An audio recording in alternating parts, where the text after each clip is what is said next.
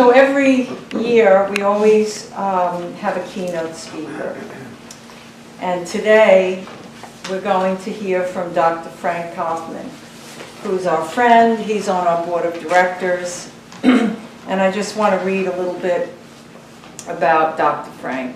He's the president and founder of 12 Gates Foundation, which provides interfaith resources, education, and capacity to religious leaders and educators. Dr. Kaufmann also teaches theology, history, and spiritual practice of New York area universities and seminaries. Dr. Kaufmann's most recent publication is a collaborative work entitled Sacred Quests, New Religions, Established Religions, and Interfaith Relations, published by 12 Gates Books. Dr. Kaufmann is also editor-in-chief of New World Encyclopedia, an online alternative to Wikipedia that is committed to accurate and non-politicized knowledge. Please give Dr. Kaufmann a big hand and welcome him.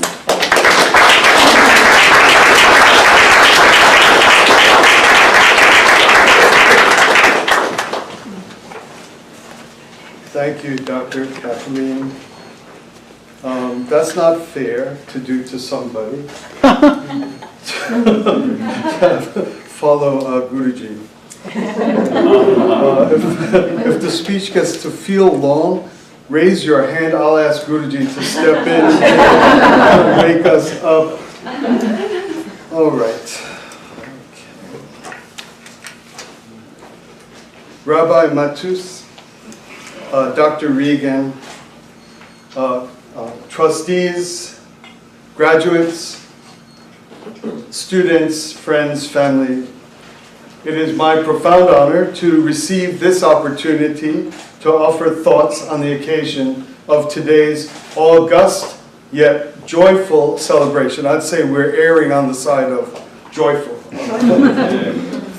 We rejoice over the success and accomplishments of today's graduates. You were called, you responded, and you labored and struggled to be worthy of this moment. And indeed you are. We call for saints and luminaries both in heaven and on earth to welcome you as colleagues among them. You have labored and prayed for the light of truth and for the warmth of love to transform you into humble servants through whom the living God can live and breathe and show her unbound love to each and all. Your lives herald the end of aloneness, the end of separation, the end of up there and down here, the end of yours and mine, but and not just in this world, but as importantly and magically between God and us. Yours through you, yours and mine become ours. No longer God's will and mine, no longer God's standard and my standard, God's love and my love, God's hope and mine. These all become ours, our standard, our love, our hope. Thank you. Because you were able to hear God's call, thank you. Because you were able to respond and embrace God's call, thank you. Because you were able to remember this call when it seemed to be not there anymore, thank you.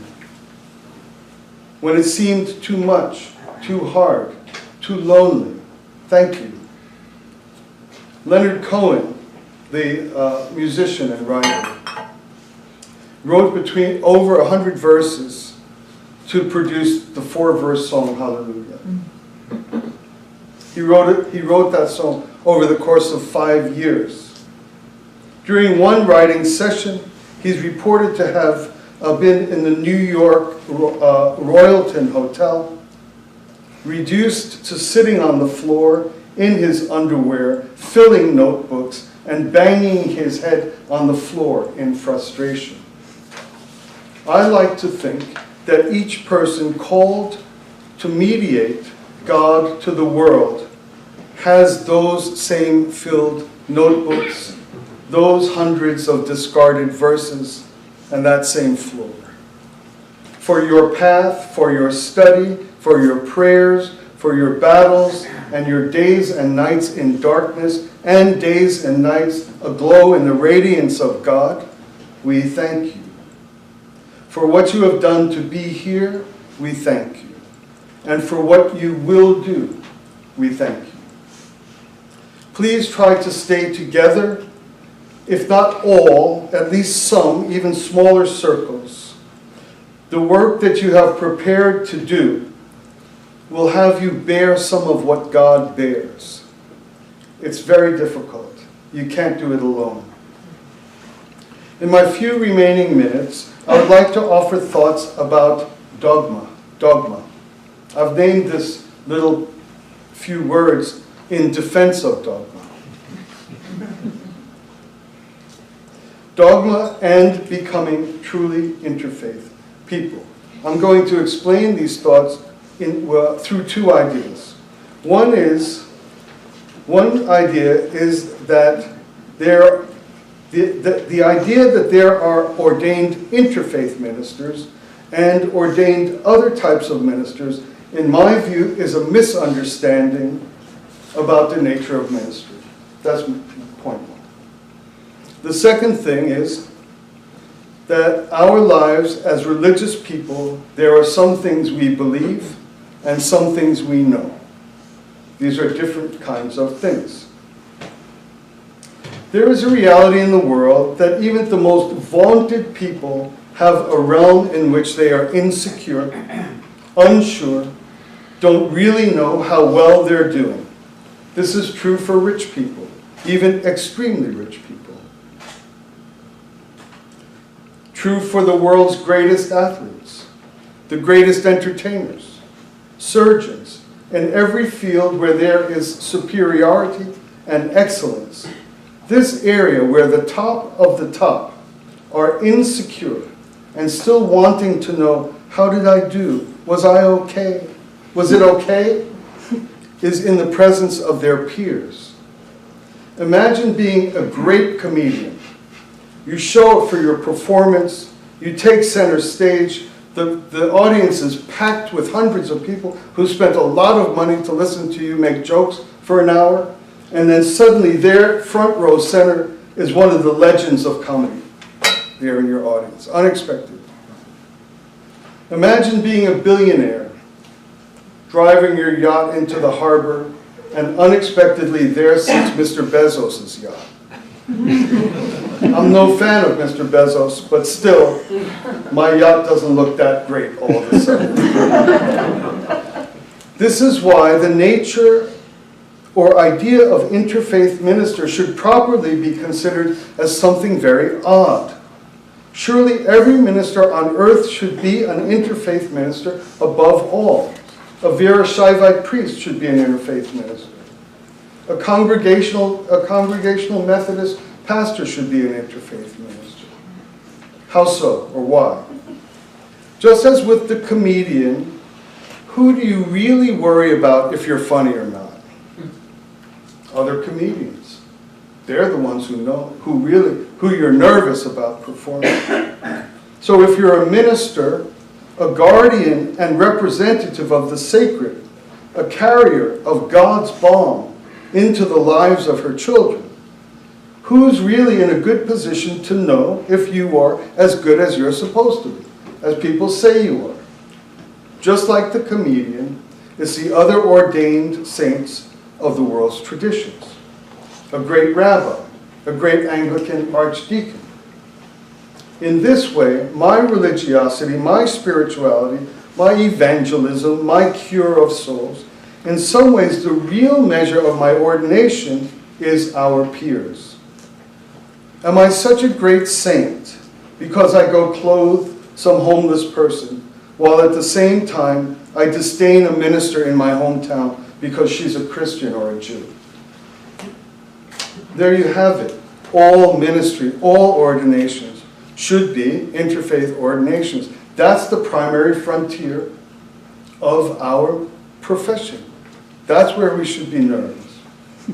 Being an interfaith minister is first and foremost the most challenging place of my claim of being any sort of minister at all.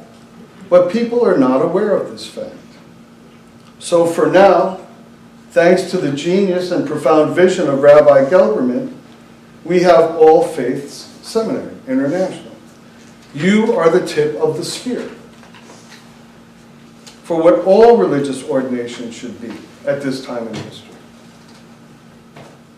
You who are graduating today have the good fortune to have jumped to the head of the line. The core training of your faith includes an aptitude that should be the core to every cleric and every spiritual leader alive. That's their measure, in fact, if I may say so. Finally, your life, or I'm coming to the close, finally, as religious figures, your life has two things in it: what you know and what you believe. These are different. For example, here are two things you might profess religiously. God is eternal and transcendent of time and space. Another one, you should live sacrificially for others. The first one is probably something you believe. It's hard to actually know that God is transcendent of time and space. In the same way you know not to hold your hand over a flame, knowing is knowing, believing is believing. You don't really know that God is infinite. You somehow just believe that. It makes sense. Someday you might know that. This is a very special kind of knowledge. If you ever get to the point where you know this, in the same way you know not to hold your hands over a flame, you will be able to tell anytime anybody says that, whether they know it or just believe it. That's the religious life we lead. But the second one, you should live sacrificially for others. For many people in the world, hopefully nobody here, that might be merely a belief. I believe that. I believe we should live sacrificially. But if you act on that belief constantly and incessantly enough, this will become something you know. It's not a belief. You will reach the point where you would no more act or live selfishly than you would hold your hand over a fire. That doesn't mean you're a great saint. It rather means you're simply not a fool. This is the path of where we move spiritually. And here's where I will introduce dogma for a moment and then conclude. The path of faith and religious life is the path of transitioning from believing to knowing. The guidebook for successfully making that transition and those thousands of transitions are the world's compendia of religious dogma. Each one is like a manual, which if followed is like each one is like an IKEA manual, IKEA or IKEA, or however you pronounce it. If you follow it closely, you will be able to transform a cardboard box full of sticks into a beautiful bookshelf on which you can gently put your elegant statue of Parvati. And when your guests come, you will not tell them about the IKEA assembly instructions. You will tell them about Parvati. But without the assembly instructions, poor Parvati herself might be sitting in a cardboard box.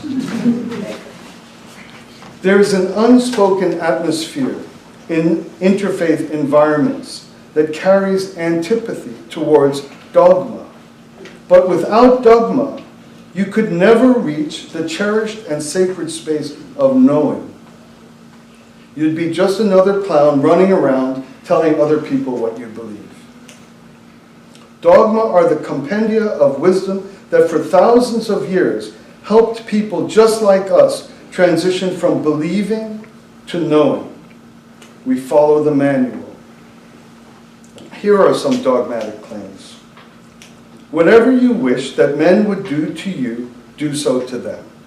That's Matthew 7:12. That's dogma, Christian dogma. Here's another one. No one of you is a believer unless he loves for his brother what he loves for himself.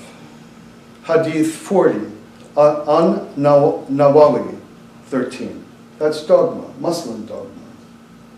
A man should wander about treating all creatures as he himself would be treated. That's Jainism. I struggled in practicing, and I'm going to get it wrong now. Sutra Kri Tanga. Okay, not too bad. Jainism. Try your best to treat others as you would wish to be treated yourself, and you will find that this is the shortest way to benevolence. Confucianism, Mencius 7:84. But here's the word of caution, and here's where things go wrong. In the examples I gave, every article of faith, every authoritative religious injunction that I just read, every collection of words in a book, all carried souls from rote obedience and merely believing to the ineffable, radiant space of knowing. The problem is that we foolishly and mistakenly and ignorantly believe that these paths to enlightenment exist only in the dogmas that God gave me personally. Does this make sense? I'm a Christian. I read the Bible. I do what it says, and suddenly I know the golden rule. In that ignorance, because I know that Christian dogma works, I spend the rest of my days bothering non-Christians with my Christian dogma. Because I know it works. I wouldn't know anything if it wasn't for it, as a Christian. But all other traditions have dogmas that work in the same way towards the same ends. So you can come to a person of another tradition. Do you have a manual that you use to help your transition from believing to knowing? Can you tell me about it? Yes. A word or two. Oh, that is excellent. Can I use that? Yes, but you're a Christian. I know, but we don't have that one. That's the rabbi's genius, Rabbi Gelberman's genius. Never instead of, always in addition to. We don't have that one. Can I use it? Sure, go ahead, use it. And oh, by the way, do you have a teaching that brought you to know that the earth is our mother? Not believe it, know it, know it. I mean, really know it. Sure, we have that. We have a dogma. Can you tell me about it? Wow, can I use that? Sure. Go ahead, use it. This is interfaith. Congratulations on your life ahead. May God take joy in all that you do. God bless you.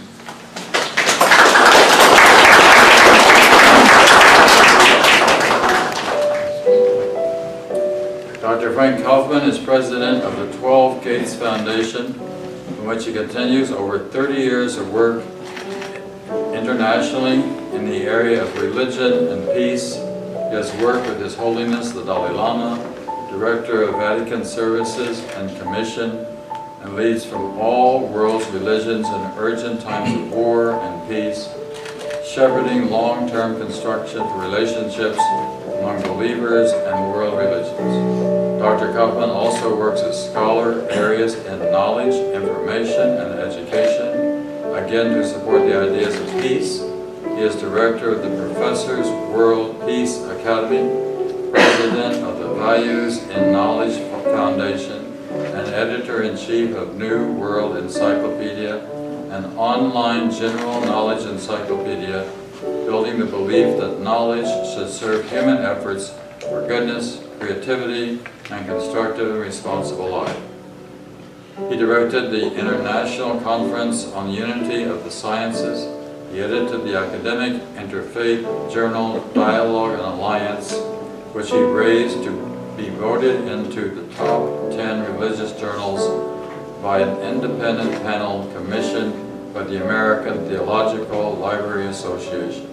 Dr. Kaufmann recently founded the Settlement Project, which invests in recovering humanity and gratitude among Americans who believe in individual freedom and God-given basis for a healthy social life. He received his PhD from Vanderbilt University in the history of Christian thought. He lives here in New York City. He's married with 3 grown children.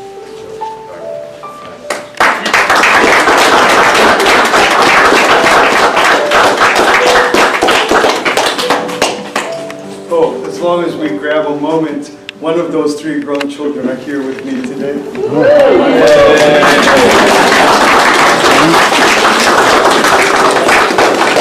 So usually you attend your children's graduation.